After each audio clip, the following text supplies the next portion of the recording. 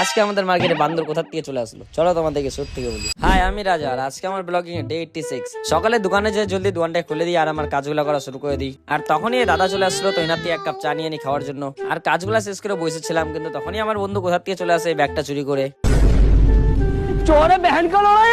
তারপর একটা কাস্টমার ছিল না, তো সবাই বসেছিল আর ইনি তো একদম আমার মুখের সামনে এসে বসছিল। আর এদিকে দেখি তো ইনি শুয়ে গেম খেলছিল, তো আমিও ইনার পাশে শুয়ে ইনার গেম খেলা দেখা শুরু করে দিই। আর ইনি তো ক্যাম্প করে একটা এনিমিকে মারতে পারলো না।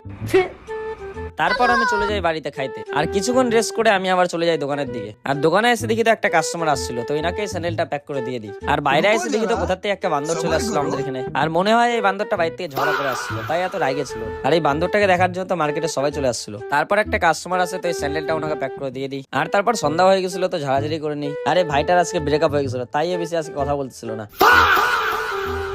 আর এই টাইপের কিছু ফ্ল্যাট আজকে আমাদের দোকানে নতুন আসছিল, তোমরা যদি চাও তাহলে একবার আমাদের দোকানে আসতে পারো। রাত্রে কাস্টমার ছিল না, তাই দাঁড়াইছিলাম। তারপরে এতগুলা কাস্টমার চলে আসছিল, তো আমি পুরো বিজি হয়ে গেছিলাম। আর এই একটা কাস্টমারকে দিয়ে বাজারটা ফাঁকা হয়ে গেছিল, তাই আমি গরিবের মতন করে নিচে বসেছিলাম। আর সবাই নিজের দোকান বন্ধ করেছিল, তো আমরাও আমাদের দোকানটা বন্ধ করে দিই। তারপর আমি চলে যাই বাড়ি। আর তোমাদের সাথে দেখা হবে নেক্সট ব্লগে। বাই।